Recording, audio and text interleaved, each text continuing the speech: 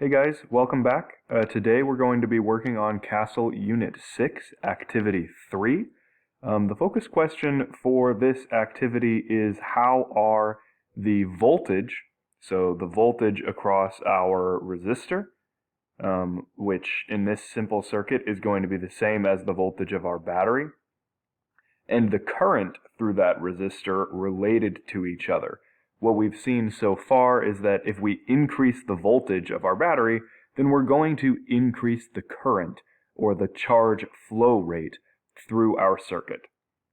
One quick thing that I do want to mention before we get into this lab is that we are using this resistor. Now this is obviously a simulated version of a ceramic resistor. The reason that we're going to be using this and not the light bulb is that generally in practice light bulbs are not going to follow the same rule, and they don't necessarily follow a good pattern. As they get warmer, their resistance actually changes.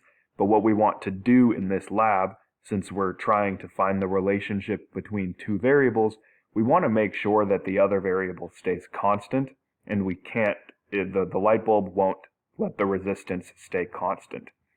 So we're going to use this type of resistor here, which does allow the resistance to stay constant. The first thing that I would like you to do, if you haven't done so already, is to go ahead on the left and make a prediction. Do you think that this, when we graph it, do you think that the relationship between voltage and current is going to be linear? Do you think it's a parabola that the current will increase faster than the voltage, or that the voltage will increase faster than the current will? Or will they increase at the same rate? If I double the voltage, will I also double the current? So that's kind of what I want you to be thinking about. I'm going to start out with a resistance of 10 ohms, so go ahead and write that R1. It's 10 ohms, and that ohms is this little omega kind of horseshoe-shaped symbol. Okay, our first voltage with just one cell is 1.5 volts, and we see a current of 0.15 amps. I'm going to increase this by 1.5 volts each time, so each cell is going to be 1.5 volts, just like we're used to seeing in class. So that means it'll go 1.5, 3 volts, 4.5 volts, 6 volts, all the way down until the end. And then we'll repeat the same values for the second set of data. Okay, increasing to 3 volts.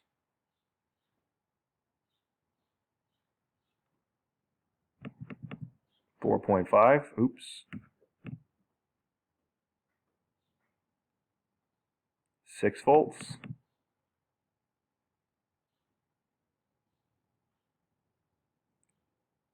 7.5, and 9 volts.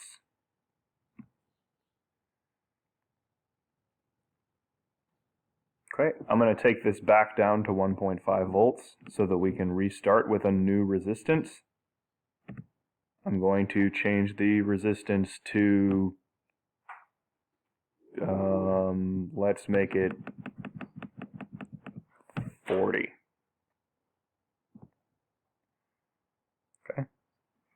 We're just going to do the same thing. Keep an eye on the current.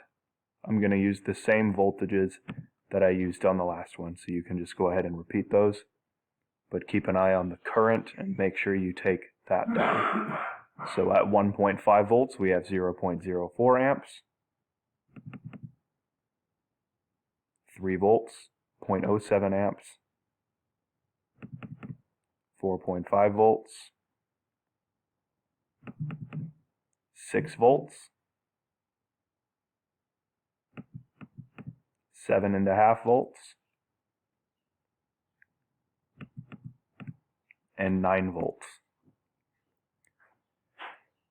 If you weren't able to get all of those data points, I might have went through them pretty fast. Just go ahead and watch it again so that you can get those. And then what you're going to do next is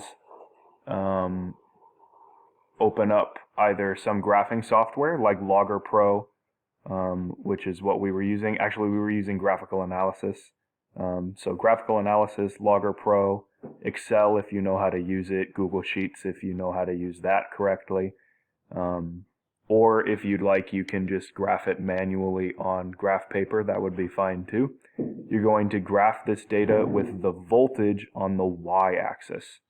And then you should get a pretty clear trend, which with the first resistor, you probably already noticed what that trend is. So go ahead and draw those graphs, write an equation for the graph, follow the instructions that are in the this lesson's assignment instructions that I left on Canvas, and then go ahead and submit it.